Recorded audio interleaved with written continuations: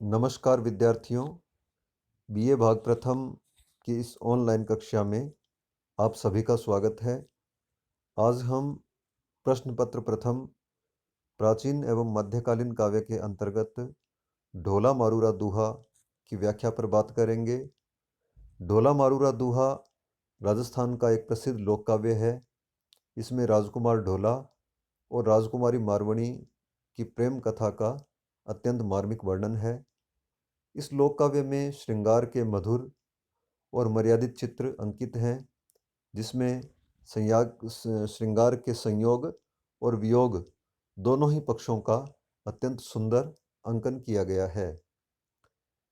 इस लोक कथा का नायक राजकुमार ढोला को माना गया है।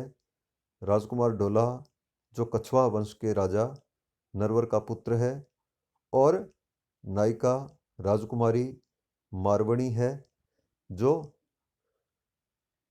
पुंगल के राजा पिंगल की पुत्री है। इन दोनों का विवाह होता है बचपन में, जब राजकुमार ढोला की आयु 3 वर्ष और राजकुमारी मारवणी की आयु 1.5 वर्ष थी। उसी समय इन दोनों का विवाह होता है, किंतु युवावस्था में राजकुमार ढोला राजकुमारी मारवणी को भूल जाता है और उसका पुनः विवाह होता है मालवणी से। इस प्रकार से काव्य में दो नारी पात्रों का उल्लेख है, जिसमें एक मारवणी और दूसरी मालवणी है। किंतु जब राजकुमार ढोला को राजकुमारी मारवणी की स्मृति हो आती है, तो वह मालवणी को छोड़कर मारवणी को प्राप्त करने के लिए चल पड़ता है। हमारे पाठ्यक्रम में जो अंश है वह राजकुमार ढोला के मारवणी को प्राप्त करने के लिए चल देने पर राजकुमारी मालवणी के विरह का वहाँ वर्णन है, और वही हमारे पाठ्यक्रम में है। इस रचना के रचयिता के विषय में अभी तक कोई जानकारी नहीं है।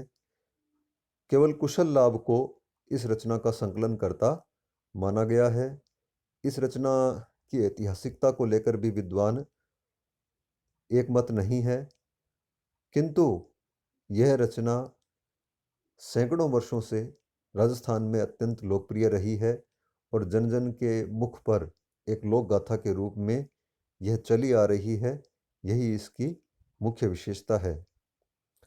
अब हम बात करते हैं ढोला मारूरा दूहा की व्याख्या पर। ढोला मारूरा दूहा का मुख्य छंद दोहा ही है, और इसीलिए इसका नाम ढोला मारूरा दूहा है। यहाँ हम बात कर रहे थे कि यहाँ राजकुमारी मालवणी की विरह गाथा का यहाँ वर्णन है, उसकी विरह व्यथा का यहाँ वर्णन है। धावऊ धावऊ हे सखी, दो दावणी को लाज, साहिब महकू चालियऊ, जयकऊ राखई आज। यहाँ उस समय का वर्णन है जब राजकुमार ढोला मारवणी को प्राप्त करने के लिए, उससे मिलने के लिए चलने लगता है, तो मालवणी जो विरह से अत्यंत व्याकुल हो जाती है, अत्यंत दुखी होती है, और वह कहती है कि धावऊ धावऊ हे सखी, दो दावणी को लाज, कि हे सखी तुम सब दौड़ो। धावऊ धावऊ अर्थात दौड़ो, भागो, तुम सब जाओ और राजकुमार ढोला को रोक लो। दो दावणी को लाज, और जाकर उसकी दावणी अर्थात उसके घोड़े की जो लगाम है उसको पकड़ लो। को लाज, उसे रोको। साहिब महाकऊ चालियऊ, जयकऊ राखई आज, और मेरा जो साहिब है अर्थात मेरा जो पति है वह जा रहा है, चल पड़ा है। जयकऊ राखई आज, यदि आज उसे कोई रोक ले, अर्थात यदि आज उसे कोई रोक ले तो वह रुक सकता है, किंतु यदि वह चला गया तो फिर पुनः उसका आना अत्यंत कठिन है। सालह चलंतऊ हे सखी, गौखे चढ़ी में दीठ, हियड़ऊ उहाँ हिसू गयऊ, नयन बहोड्या नीठ। आगे मालवणी कहती है कि सालह चलंतौ हे सखी, कि हे सखी मेरा जो प्रियतम है, सालह सालह अर्थात राजकुमार ढोला, चलंतौ गौखे चढ़िमऊ दीठ, कि जब मेरा प्रियतम ढोला जा रहा था तो गौखे चढ़ी में दीठ, गौखे अर्थात जरोखे में चढ़कर, मैं दीठ मैंने उसे देखा, अर्थात उसे जाते हुए मैंने जरोखे में चढ़कर देखा।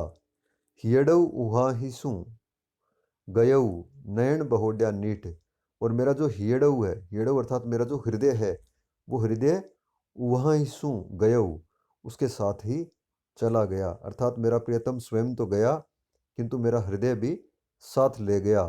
और नयन बहोड्या नीठ, और मेरे जो नेत्र हैं वो बहोड्या नीठ, नीठ अर्थात बड़ी मुश्किल से बहोड्या, बहोड्या अर्थात लौटे हैं, अर्थात मेरे नेत्र बड़ी मुश्किल से मेरे पास लौटे हैं किंतु मेरा हृदय तो वह अपने साथ ही ले गया है। बिछुड़ता ही सज्जणा राता किया रतन, वारा बिहू चिहुना खिया आंसू मोती ब्रन। यहाँ इस दोहे में मालवणी की विरह व्यथा का अत्यंत मार्मिक वर्णन है। मालवणी कहती है कि बिछुड़ता ही सज्जणा राता किया रतन, कि जैसे ही मेरे सज्जन अर्थात मेरे प्रियतम ढोला मुझसे बिछुड़ गए, मुझसे अलग हुए, राता किया रतन, तो उनके उस वियोग में मैंने अपने नेत्रों को राता किया, राता किया अर्थात लाल कर लिया है, अर्थात रो रो कर मालवणी की दशा अत्यंत मार्मिक हो गई है, उसके नेत्र लाल हो गए हैं। वारा बिहू चिहुनाखियाँ आंसू मोती ब्रह्न, और ऐसा लगता है कि वारा, वारा अर्थात प्रतिदिन, वार कहते हैं दिन को, दिवस को, तो वारा बिहू चिहुनाखियाँ, कि दिन रात मेरे जो नेत्र हैं वो आंसू मोती, आंसू रूपी मोतियों, आंसू रूपी मोतियों को गिराते रहते हैं, अर्थात मेरे जो नेत्र हैं वो लाल हो गए हैं और निरंतर उनसे आंसू गिरते रहते हैं, तो ऐसा लगता है जैसे आंसू मोतियों के समान चारों ओर बिखर रहे हैं।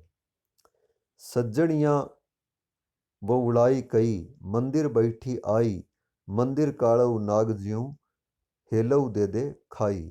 आगे मालवणी कहती है कि सज्जनियाँ वो उड़ाई कई मंदिर बैठी आई, कि जैसे ही अपने सज्जन के, अपने साजन, अपने प्रियतम के चले जाने पर मंदिर बैठी आई, मैं आकर अपने मंदिर में बैठी, अपने घर में बैठी, तो मंदिर काड़ऊ नाग ज्यों हेलऊ दे दे खाई, तो मेरा जो घर है वो काड़ऊ नाग ज्यों काले नाग के समान हेलऊ दे दे खाई, मुझे हेलऊ, हेलऊ अर्थात हेला देना, राजस्थानी शब्द है ये, हेला देना अर्थात पुकारना, कि मेरा जो घर है वो मुझे खाने को दौड़ पड़ा, काले नाग के समान बानो वह मुझे खाने लगा, अर्थात वह घर, वह मेरा मंदिर मुझे काटने लगा।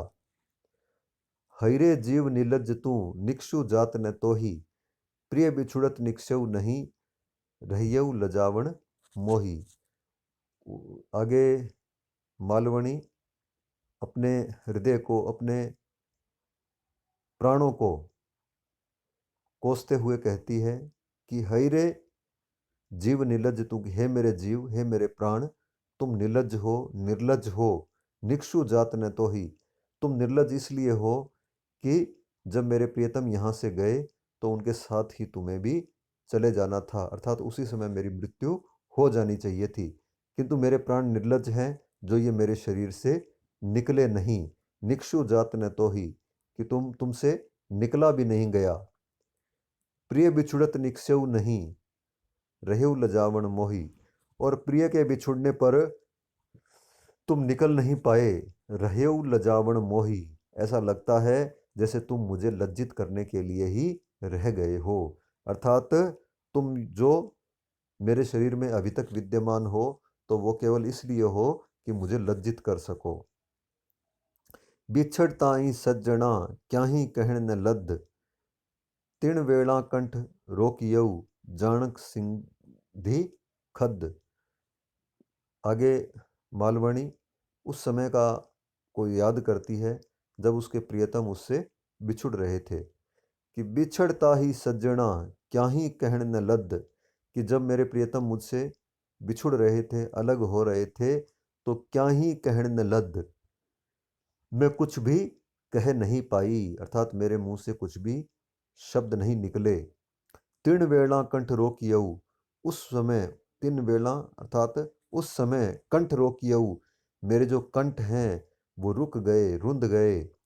जानक सिंधी खद, मानो जैसे जानक जैसे सिंधी खद, जैसे मैंने कोई विष खा लिया हो, अर्थात विष को खा लेने से जिस प्रकार से कंठ रुक जाता है, अवरुद्ध हो जाता है, मुंह से आवाज़ नहीं निकलती है, तो उसी प्रकार से मानो उस समय मैंने कोई विष खा लिया था।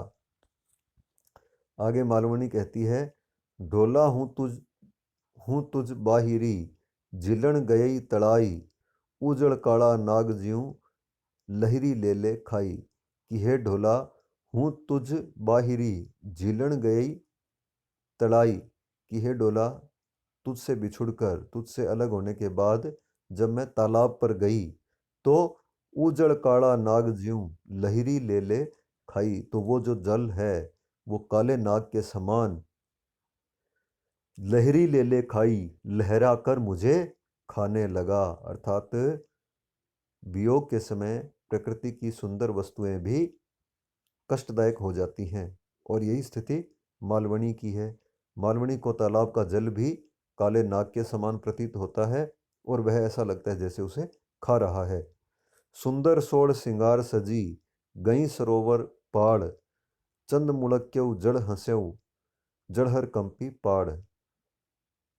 आगे यहाँ मालवणी उस समय का वर्णन करती है कि जब वह अपने प्रियतम को याद करते हुए सुंदर सोड़ सिंगार सजी, 16 सिंगार कर कर सुंदर सज कर गई सरोवर पाड़, वह सरोवर की पाल पर गई, अर्थात तालाब के किनारे पर गई। पाड़ अर्थात किनारा।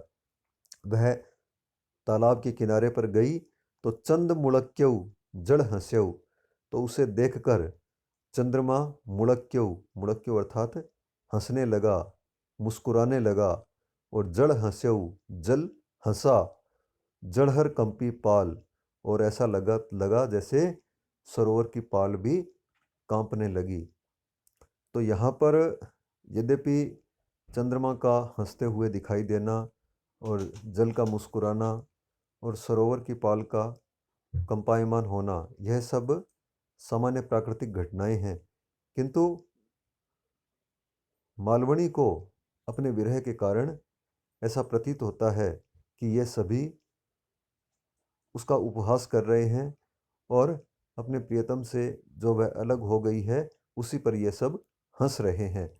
तो कहने का तात्पर्य यही है कि प्रकृति के सुंदर और सकारात्मक उपादान भी अब उसे अत्यंत कष्टदायक लग रहे हैं और प्रकृति की सभी चीज़ें उसे उसका उपहास उड़ाते हुए दिखाई दे रही है। चंदा तो किण खंडियऊ मो खंडी किरतार, पूनिम पूरव उगसी आवंतई अवतार। मालवणी चंद्रमा से कहती है कि चंदा तो किण खंडियऊ मो खंडी खिरतार, कि हे चंद्रमा तो कण किण खंडियऊ, कि तुम्हें किसने खंडित किया है। जैसा कि हम जानते हैं कि चंद्रमा की कलाएं माह के एक पक्ष में घटती हैं और दूसरे पक्ष में बढ़ती हैं, तो यह उन घटती कलाओं की ओर संकेत करती है और चंद्रमा को कहती है कि तो किण खंडियऊ, की हे चंद्रमा तुम्हें किसने खंडित किया है, अर्थात तुम्हारी कलाएं क्यों कम हो रही हैं। मो खंडी किरतार, मुझे तो विधाता ने खंडित किया है, अर्थात मालवणी कहती है कि तुम्हें कौन खंडित करने वाला है, मुझे तो विधाता ने खंडित किया है, अर्थात मेरा जो प्रियतम डोला मुझसे दूर चला गया है, तो यह किरतार अर्थात ईश्वर का ही किया हुआ है। पूर्णिम पूरव उगसी आवंतई अवतार, और पूर्णिम पूरव उगसी, और जब पूर्णिमा आएगी तो तुम पूर्ण रूप से उगसी मतलब उदित हो जाओगे। अर्थात जब पूर्णिमा आएगी तो तुम्हारा रूप, तुम्हारा आकार पूरा हो जाएगा। किंतु आवंतई अवतार, किंतु मेरा जो रूप है, मेरा जो खंडित रूप है, वह आवंतई अवतार, वह अगले जन्म में ही पूर्ण होगा। अर्थात चंद्रमा से वह कहती है कि तुम्हारा जो रूप घट रहा है यह पूर्णिमा आने पर पूरा हो जाएगा, किंतु मेरा जो रूप घट रहा है, मैं जो खंडित हो रही हूँ, यह अगले जन्म में ही पूरी होंगी। चंपा केरी पाखड़ी गूंथू नवसर हार, जौगड़ पहरूं पीव बिन तऊ लागे अंगार। मालवणी कहती है कि चंपा केरी पाखड़ी, कि चंपा हम जानते हैं कि एक सुगंधित पुष्प होता है। उस सुगंधित पुष्प चंपा केरी पाखड़ी गूंथू नवसर हार, कि मैं उसकी पंखुड़ियों से गूंथू नवसर हार, सुंदर हार बनाऊं। जौगड़ पहरूं पीव बिन तऊ लागे अंगार, किंतु जैसे ही मैं उसे अपने प्रियतम के बिना अपने गले में पहनती हूँ, तऊ लागे अंगार, तो वह मुझे अंगार के समान प्रतीत होता है। अर्थात जो चंपा संयोग के समय सुख देने वाली होती है, आनंद देने वाली होती है, वही वियोग के समान अंगार की तरह प्रतीत होती है, अंगार के समान कष्टदायक हो जाती है। तो यहाँ हम देखते हैं कि पाठ्यक्रम के इस अंश में मालवणी की विरह का अत्यंत मार्मिक वर्णन है और इसमें मानव हृदय की सहज भावनाओं की अभिव्यक्ति हुई है। अब हम बात करेंगे गृह कार्य की। गृह कार्य में प्रस्तुत अंश के आधार पर मालवणी की विरह व्यथा का वर्णन कीजिए। दूसरा प्रश्न है, प्रस्तुत पाठ्य अंश में से किन्हीं 3 दोहों की सह प्रसंग व्याख्या कीजिए। धन्यवाद।